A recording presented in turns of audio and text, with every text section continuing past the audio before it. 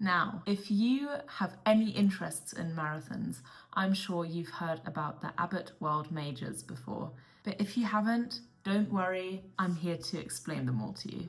Hi, welcome back. If you've been here before, welcome. If you're new, my name is Izzy and I am a runaholic. So my running/marathon journey started in 2021, which is when I ran the London Marathon. The London Marathon convinced me I love this, and in 2023 I ran the Berlin Marathon, and this past year in 2025 I ran the Boston Marathon. And hopefully I will be running Boston and Chicago in 2026.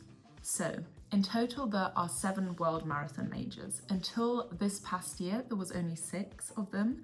However, in 2025 they added Sydney to the list. So that's another one to tick off if you sign yourself up for the challenge or if you're wanting to sign yourself up. If you do complete the 6 world majors, excluding Sydney, you get a finisher medal, a special finisher 6-star medal, which is very exciting. So don't worry if you were en route to the challenge and haven't run Sydney, you can still get that 6-star medal. However, they have also added a 7-star medal if you do then end up running Sydney as well.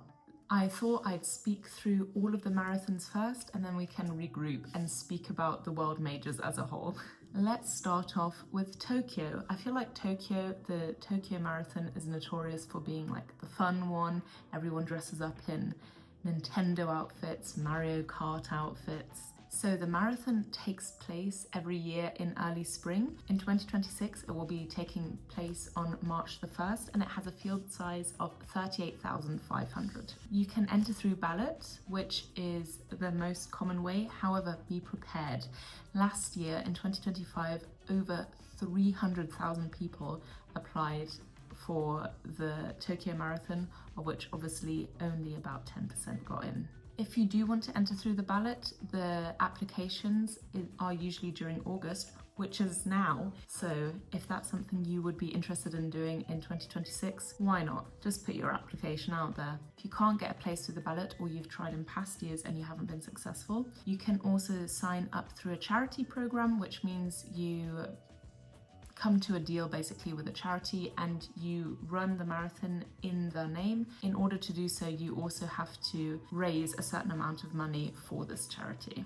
You can also qualify as a semi-elite person. The standards for the men are 2 hours 28 minutes and for the women it's 2 hours 54 minutes. However, for overseas participants, there are only 25 spaces for the men and 25 spaces for the women, and it is on a quickest time basis. So if they get over 25 applications for one of the genders, the fastest 25 of those will be selected. And if you do want to qualify, it will have to be in a window between the 2 Julys leading up. Now, you can also go via an international touring group. If you do end up going for one of those packages, it usually includes accommodation, some events, transport around the city.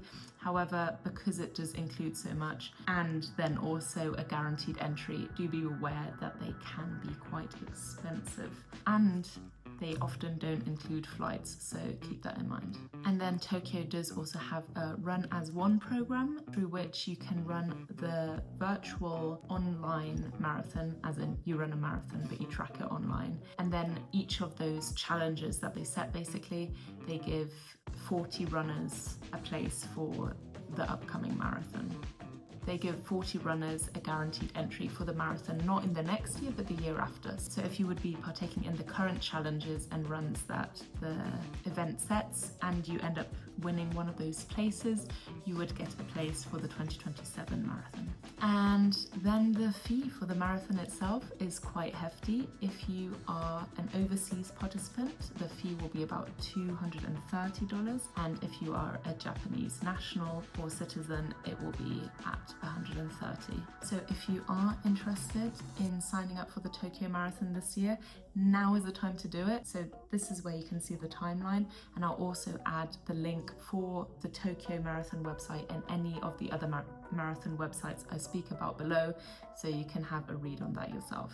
Now, let's move on to Berlin, the second marathon that I ever ran. Berlin is known as the fast and flat marathon, and it is true. Berlin is where I qualified for the Boston Marathon, and in fact, I took over 1 entire hour off my original marathon time during Berlin. Whether it was the elevation gain or lack thereof, which took that time off, I'm not sure. However, I'm sure it helped. Berlin usually takes place in early autumn. This year it will be taking place on September the 21st, and it has a field size of about 55,000 participants. As with Tokyo, you can enter through ballot, charity, or a touring company. I personally went through a charity, so my friend and I each raised about 2,000 euros for that charity. We did it in combination. And if you do want to register for the ballot, the opening time for that is about October to November. So if you're wanting to enter the ballot for 2026, it would be this October and November in 2025 that you want to keep your eyes peeled. They do also have a skate to run program, so if you inline skate the marathon course the year before, you can win yourself an entry for the year after. And then you can also enter the marathon with a qualifying time. It's different qualifying standards depending on your age. However, for men under 44, the qualifying time is 2:45, and for women under 44 years old, it's 3 hours and 10 minutes. And the fee for the Berlin Marathon is about 220 euros. And out of personal experience, the marathon is great. You get to go on a full tour of Berlin and see all of the sites that are so well known for the city. So why go sightseeing when you can just run the marathon? Now, moving on to London. London is the first marathon that I ever ran, so it has a very, very treasured place in my heart. And London, my friend and I also ran for a charity, and we actually got a charity space only about a month before the race, because this was the year after COVID. We were originally planning on running Berlin, however, we weren't able to get our COVID passports and travel, so we were able to sign up for a charity, thankfully. So remember, I know it's very hard getting into these world majors, however, charity programs are a good option. The London Marathon usually takes place in about the middle to end of spring. In 2026, it will be taking place on September the 26th, and it is the biggest marathon of them all, with a field size of over 56,000 participants. So you can enter through the ballot, however, be aware there was over 840,000 applicants for 2025, obviously of which a large amount of people weren't able to get a place. However, if you don't make the ballot on one year, you're automatically entered into the ballot for the year after, and the marathon organisers try and double your chance of getting a place for the year after. So if you tried to enter the ballot for 2026 and didn't get a place, don't worry, you've got a chance for 2027 and your chance is increased. Then, as I've mentioned, you can also run for charity, which is what me and my friend did. We also at the time in combination raised about £4,000 for the charity, which is a significant amount of money. I don't deny it. However, you do also, get that knowledge that you're running for a bigger cause, and it can give the run a bigger meaning than just, the run itself. Then the London Marathon also does have good for age spaces, which are similar to qualifying standards. And then they also have separate championship entries. However, for the championship entries, you have to be a part of the national governing body, for example, England Athletics. So you have to be a registered athlete and then also meet the qualifying standards that the race requires. And then the fee for the race for British citizens is, if you go through the ballot, about £50. Otherwise, it's about £80. And if you're from overseas, I'm sorry to tell you, your fee will be about £225. However, the price is worth it. Running the London Marathon converted me into a marathon runner. I've absolutely fallen in love with it, and I think London and my experience running that race was a big part of that. The crowds are incredible. Like with Berlin, you get to go on the biggest sightseeing tour, so it really is a really special race, and I wish it upon any runner, any runner, to run that race if you have the chance.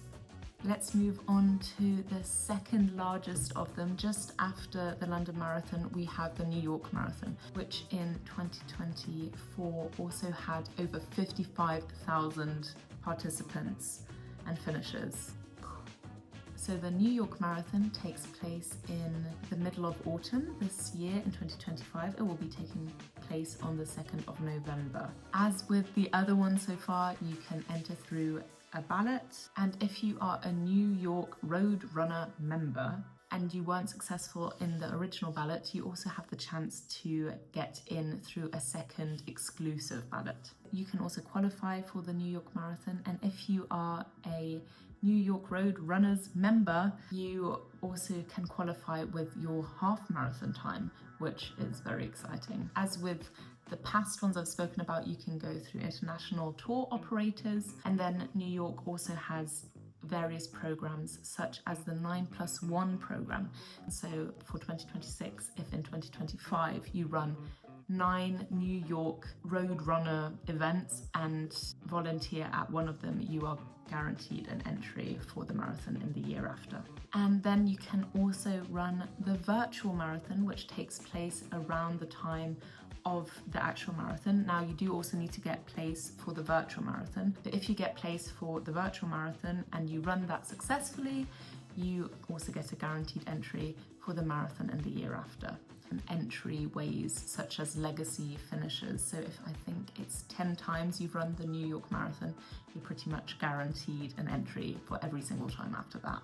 Your fee for the marathon will differ depending on if you are a New York Road Runner member or not, but if you are not, your fee is about $315, and if you are, your fee is about $255. So that is definitely a big reduction for those New York Road Runner members.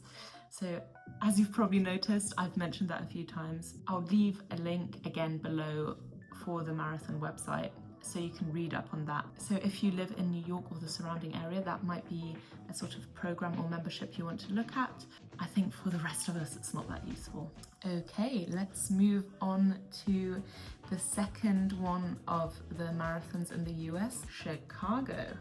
Now, Chicago also takes place in autumn. This year it will be taking place on October the 12th. And this marathon is also big with a field size of about 50,000 participants. Like Berlin, Chicago is known for being quite flat and fast. And as with the other ones we've spoken about, you can enter through ballot, you can qualify, As with the other ones we've spoken about, you can enter through ballot, international touring companies, charities, or you can qualify for the Chicago Marathon. Now, the qualifying standards for the Chicago Marathon are pretty much identical to those of the Boston Marathon, and I'll get into this later, but if you qualify for the Chicago Marathon, you are guaranteed an entry for the Chicago Marathon. It will make sense later as to why this would not be a given, so let's calm down. As with New York, Chicago also has a legacy finisher program, so if you run a certain amount of the Chicago marathons in the years before, you are guaranteed an entry for any other time you want to run the Chicago Marathon. And then for US citizens, the fee for the Chicago Marathon is at about $245, and if you are not a US citizen, it's $255. So the difference between that might be a latte while you're in Chicago, but that's still a latte. Or a Morton gel. Let's be realistic, a Morton gel is quite expensive. Yeah, so if you're a US citizen, it will cover your gel fees. Let's put it that way. And now, if you can guess which one will come next, I'll give you a hint. It's the Boston Marathon. Now, the Boston Marathon is notorious for being one of the hardest to get in. This is because, unlike all of the other ones we've spoken about before, they do not have a ballot. So you either have to qualify or go through a charity place. Now, the qualifying standards for Boston, I've already hinted at it, are quite strict. So the field size of the Boston Marathon in total is 30,000 runners, and about 10% of those runners are charity runners. So that leaves us at about 27,000 Boston qualifiers. Now, there's qualifying standards. However, if you run that standard, you are not necessarily guaranteed an entry into the marathon. You apply with your qualifying time, and then depending on how many applicants they had, the Boston Marathon workers will take off a certain amount of time off that standard that they set to make sure that the amount of people that are then accepted with that new reduced qualifying time corresponds to the field size of about 27,000, which is why it's better to be on the lower end of your qualifying time. For example, for my age range as a woman, my qualifying standard for last year was 3 hours and 30 minutes. However, I had run 3 hours and 22 minutes in Berlin, as I've already mentioned. They had then taken off, I can't remember, I think it was about 6 or 7 minutes of the qualifying time because so many people had applied. However, I was still lucky to get in because that new reduced qualifying time was still over the time that I ran.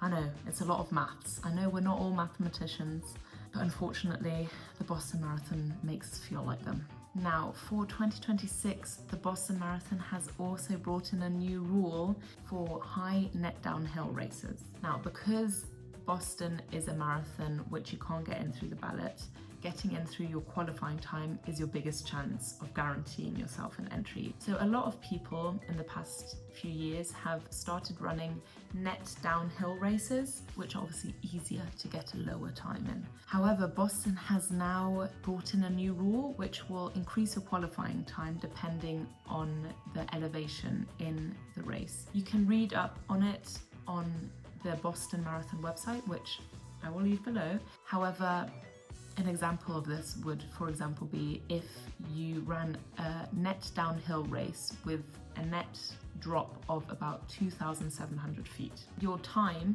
that you ran in that race will then have 5 minutes added on. So if you ran about 2 hours and 58 minutes, which is very quick, your new qualifying time would be about 3 hours and 3 minutes. So take that into consideration if you do want to run a net downhill race in order to qualify for Boston. The reason for this, I'm assuming, is that in 2025, over 12,000 Boston qualifiers were turned away from the race. However, if you don't get a place for the Boston Marathon through qualifying, don't worry, there is still a chance you can run for a charity. However, because the Boston Marathon is so exclusive, those charity places are also quite limited and the fundraising requirements are quite high and can even go as high as about $12,000.